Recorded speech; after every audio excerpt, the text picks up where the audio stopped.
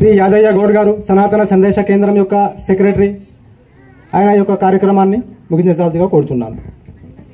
ఇక్కడికి వచ్చేసిన దాదాపు ఒక 700 కిలోమీటర్ల నుంచి ప్రయాణం చేసి మనకేదో నేర్పియాలని ఇక్కడికి వచ్చేసి చక్కటి మాటలు మనకు అర్థమయ్యేటట్లు నిర్మించిన మన ఆకరల్లి సాబ్ గారికి, అలాగే లక్ష్మణ్ సార్ గారికి, అలాగే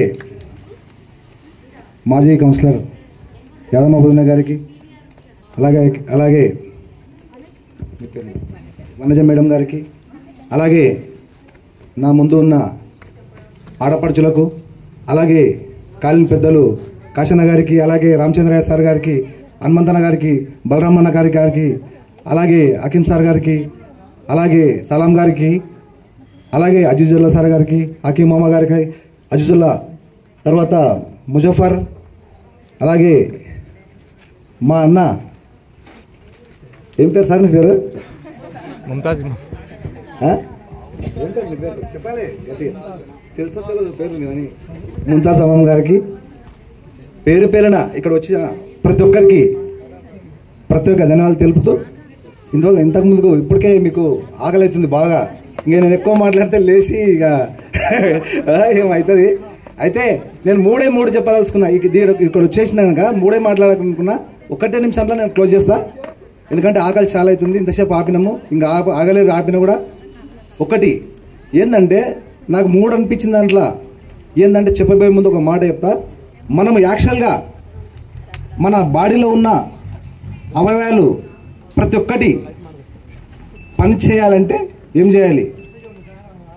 దానికి ముందుగా నాకు 3 అనిపించినాయి కదా. ఫస్ట్ది కోపం వచ్చింది మిమ్మల్ని చూస్తే.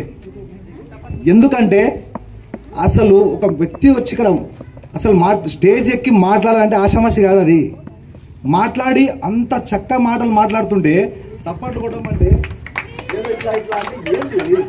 అసలు చప్పట్లు కొడితే వేలు పగలాలి. అప్పుడు మన అణువను పనిచేయాలి. ఏదైనా బాడీలో బ్లడ్ సర్క్యులేషన్ కాకుండా కూడా గడాలుగా చిన్న ఉంటే కూడా పగిలి అన్నిటికి సప్లై కావాలి. అట్లా కూడా చప్పట్లు ఒక్కసారి అందరి కోసం, ఇంతమంది కోసం చప్పట్లు కొడాలని మరీ కోరుతున్నాను. అలాగే భయం కూడా అనిపించింది నాకు. ఎందుకంటే ఏదో మేము సాధించినాము, ఏదో ఇంతకుముందుకు మాట్లాడినాము, ఏదో మంచి కార్యక్రమం చేస్తున్నాము అని ఎప్పుడైనా పెద్దలని స్టేజ్ మీద కూర్చోబెడతారు. కానీ మీరు ఒకరొకరు మాట్లాడుతుంటే నాకు భయం గురించి నేనేం మాట్లాడాలి భయంగా మీ ముందలని. ఇది వాస్తవం.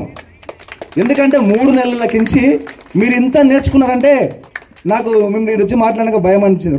మూడోది సంతోషం అనిపించింది.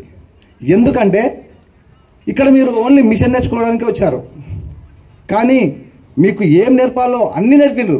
ప్రపంచంలోనే ఎలా బతకాలి, మన బతుకు అంటే ఏంది, మనం 10 మందికి మన బతుకు నేర్పించడం ఎలా, దేవుడు అంటే ఏంది, శాస్త్రాలు అంటే ఏంది, ఇంకా మీకు తెలియదంటే ఏం లేదు, అన్నీ నేర్పించారు.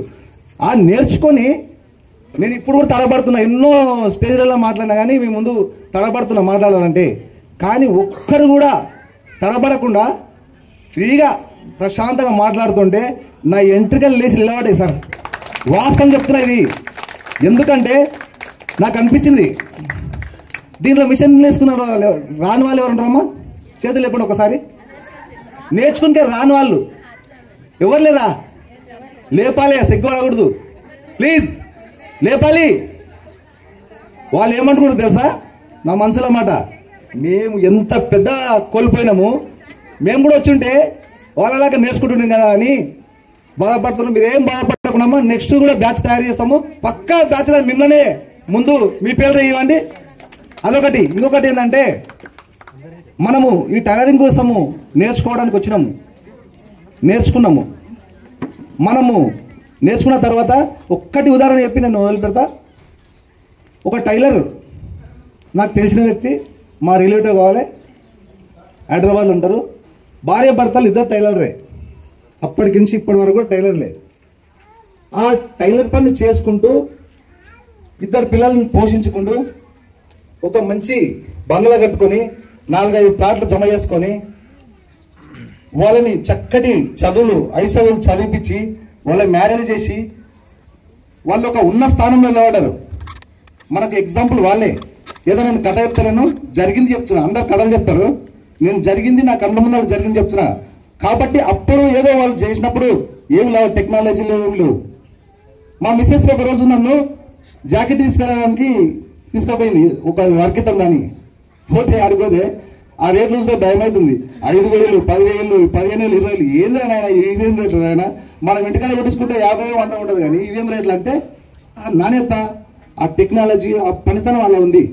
కాబట్టి మీరు నేర్చుకున్నాక ఒక తప్పులు కూడా కొందరు ఏం చేస్తారంటే, మనకు ఎన్ని జాకెట్లు అవసరం ఉంటే అన్నీ తీసుకోవాలి. ఎక్కువ తీసుకొని ఏం చేస్తాం మనము, ఒకసారి వస్తారు, ఏమైందమ్మా అయిపోయిందా అంటే అయిపోయింది, కానీ ఒకసారి వస్తారు రేపు అయిపోతా అంటారు. రేపు వచ్చినాక ఇంకోటి చెప్తారు. అట్లా 3 సార్లు చెప్పినాక ఏం చేస్తారు తెలుసా, జాకెట్ ఇవ్వకు, ఇస్తే తొందరగా ఇయ్యదు అని స్ప్రెడ్ అయిపోతుంది. ఆ తప్పు మనం చేయకండి. ఇంకొకటి ఏంటంటే, ఇప్పుడు మీరు ఇక్కడ కూర్చొని ఇంత నేర్చుకున్నారు కాబట్టి మీరందరూ ఫస్ట్ మీ యొక్క హస్బెండ్లకు థ్యాంక్స్ చెప్పాలి. అలాగే ఇంకా ఏమేమో మాట్లాడాలనుకుంటున్నా, కానీ టైం అయింది. జయపాట. ఇంకొకటి, అలాగే ఈ యొక్క నేను ముందర్ సార్ గారు, అలాగే ముజఫర్ గారు, రామచంద్ర సార్ గారు, అలాగే మేడం గారు, మేము ఇక్కడ ఈ యొక్క స్వచ్ఛందమైన వర్కులు చేపిస్తున్నాము. అదే ఈ యొక్క నిదర్శనము. ఈ యొక్క ఇప్పుడు ఇక్కడ చక్కటి ఫుడ్ కూడా ఏర్పాటు చేసినాము. తినేటోళ్ళకు నాన్ వెజ్, తినేటోళ్ళకు వెజ్ కూడా చేపించినాము. ఖచ్చితంగా ప్రతి ఒక్కరు ఎవ్వరు దయచేసి తినకుండా పోవద్దు, తినేసి పోవాలి. Thank you so much sir.